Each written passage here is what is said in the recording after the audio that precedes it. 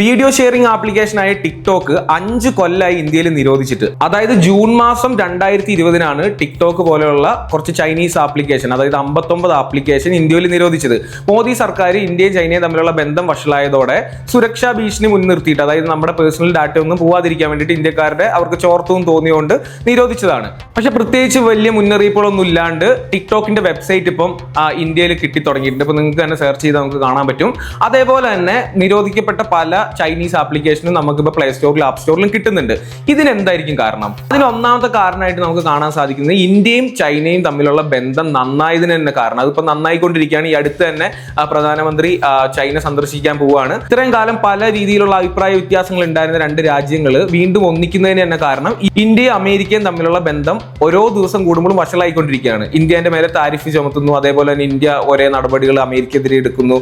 ട്രംപും മോദിയും തമ്മിലുള്ള ബന്ധത്തിൽ പല രീതിയിലുള്ള പ്രശ്നങ്ങൾ ഉണ്ടാവുന്നു. ഈ സാഹചര്യത്തിൽ ഇന്ത്യക്ക് അടുത്ത ഒരു വലിയ ശക്തി എന്ന് പറയുന്നത് ചൈനയാണ്.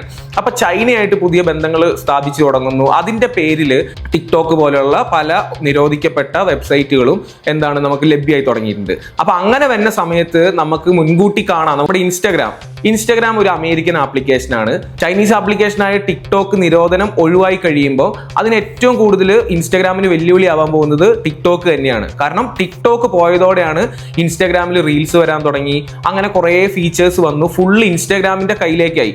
അപ്പം ടിക്ടോക്ക് എന്നൊരു വലിയ ശക്തി തിരിച്ചു വരുന്ന സമയത്ത് നമുക്കറിയാം, എല്ലാവരും റീൽസ് കാണുന്നതിന് പകരം ടിക്ടോക്ക് അതിന് മുമ്പ് മ്യൂസിക്കലി ആയിരുന്നു, അതിന്റെ പേര് മാറ്റി ടിക്ടോക്ക് ആക്കി. എല്ലാവരും ഇൻസ്റ്റഗ്രാമിൽ നിന്ന് വീഡിയോ ഇടുന്ന പോലെ തന്നെ ടിക്ടോക്കിനകത്ത് വീഡിയോ ഇട്ടുകൊണ്ടിരുന്നതാണ്. ആ കാലത്ത് ഇൻസ്റ്റാഗ്രാം എന്ന് പറയുന്നത് സാധാ ഒരു ഫോട്ടോ ഷെയറിംഗ് ആപ്ലിക്കേഷൻ മാത്രമായിരുന്നു. അതിനുശേഷം പെട്ടെന്ന് ടിക്ടോക്കിൽ ഒരു ബാൻ വരുന്നു. പക്ഷെ ആ ടൈമിൽ പെട്ടെന്ന് ഇൻസ്റ്റാഗ്രാം റീൽസ് എന്ന് പറഞ്ഞൊരു ഫീച്ചർ ഇറക്കി. അതിനകത്ത് ഇപ്പോൾ ആൾക്കാർ ഭയങ്കരമായിട്ട് അഡിക്റ്റ് ആയി. നമ്മൾ 24/7 റീൽ കണ്ടുകൊണ്ടിരിക്കുന്ന ആൾക്കാർ പോലും നമ്മുടെ ചുറ്റുമുണ്ട്. അപ്പം ടിക്ടോക്ക് വന്നു കഴിഞ്ഞാൽ ടിക്ടോക്കിനകത്ത് ഓൾറെഡി അക്കൗണ്ടുകളെല്ലാം പോയവരുടെ അക്കൗണ്ടുകളെല്ലാം തിരിച്ചു കിട്ടും, ഉപയോഗിക്കാൻ പറ്റാത്ത. അതിപ്പോൾ നമുക്ക് VPN ഇട്ടാൽ പോലും നമ്മുടെ പഴയ അക്കൗണ്ടുകളിലൊക്കെ നമുക്ക് കയറാൻ പറ്റും. അപ്പൊ ഇന്ത്യയിൽ അത് വന്നു കഴിയുന്ന സമയത്ത് ഇൻസ്റ്റാഗ്രാമിന്റെ മെജോറിറ്റി യൂസേഴ്സും ടിക്ടോക്കിലേക്ക് തിരിച്ചു പോകാനുള്ള ചാൻസ് ഉണ്ട്. കാരണം ടിക്ടോക്കിൽ നല്ല വ്യൂസും നല്ല ഫോളോവേഴ്സും ഉണ്ടായിട്ട് ഇൻസ്റ്റാഗ്രാം റീൽസ് ചെയ്തിട്ട് ആ ഒരു റീച്ച് എത്താൻ പറ്റാത്ത കുറേ ക്രിയേറ്റേഴ്സ് നമ്മുടെ ചുറ്റുമുണ്ട്.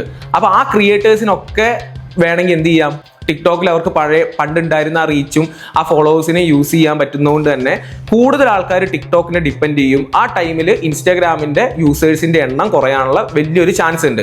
അത് മാത്രമല്ല, നമുക്ക് വേണമെങ്കിൽ ഇങ്ങനെയും കൂടി ചിന്തിക്കാം. ഇന്ത്യയും അമേരിക്കയും തമ്മിലുള്ള ബന്ധം ഇങ്ങനെ വഷളാവുന്ന സമയത്ത് പല കാര്യങ്ങളിലും അങ്ങോട്ടും ഇങ്ങോട്ടും നിരോധനം ഏർപ്പെടുന്ന സമയത്ത് ഇപ്പൊ ഇന്ത്യ വിചാരിക്കുകയാണ് അമേരിക്കയ്ക്ക് നല്ലൊരു പണി കൊടുക്കണം എന്ന് വെച്ച് കഴിഞ്ഞാൽ ഇത്രയും വലിയ യൂസേഴ്സ് ഉള്ള ഒരു ആപ്ലിക്കേഷനെ ഇന്ത്യയിൽ നിരോധിച്ചു കഴിഞ്ഞാൽ അമേരിക്കന്റെ മേലെ കൊടുക്കാൻ പറ്റുന്ന ഏറ്റവും വലിയൊരു പണിയായിരിക്കും. അപ്പം വേണമെങ്കിൽ ചിലപ്പം ഇന്ത്യൻ സർക്കാരിന് തോന്നുകയാണ് ഇൻസ്റ്റാഗ്രാം നിരോധിക്കാം. ചൈനയോട് ചെയ്ത ഇതേ സെക്യൂരിറ്റി റീസൺ തന്നെ കാണിച്ചുകൊണ്ട് ഇൻസ്റ്റാഗ്രാം ഇന്ത്യയിൽ നിരോധിക്കാമെന്ന് വിചാരിച്ചു കഴിഞ്ഞു കഴിഞ്ഞാൽ അതിൽ നമുക്ക് ഒരു അത്ഭുതവും പെടാനില്ല. കാരണം അതേപോലെ തന്നെയാണ് ടിക്ടോക്കിനെ ഇന്ത്യയിൽ ആദ്യം നിരോധിച്ചത്.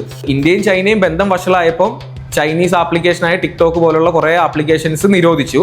അതേപോലെ തന്നെ ഇപ്പൊ സാഹചര്യം നേരെ മാറി. ചൈന ഇന്ത്യയും തമ്മിലുള്ള ബന്ധം റെഡിയായി വന്നുകൊണ്ടിരിക്കുകയാണ്. ആ ടൈമിൽ അമേരിക്ക ഇന്ത്യയും തമ്മിലുള്ള ബന്ധം വഷളായിക്കൊണ്ടിരിക്കുകയാണ്. അപ്പൊ അതുകൊണ്ട് തന്നെ ഒരു അമേരിക്കൻ ആപ്ലിക്കേഷനായ ഇൻസ്റ്റാഗ്രാം, ഫേസ്ബുക്ക് അങ്ങനെയുള്ള ആപ്ലിക്കേഷനുകളെ വേണമെങ്കിൽ ഇന്ത്യയിൽ നിന്ന് നിരോധിക്കാനുള്ള ചാൻസും ഉണ്ട്.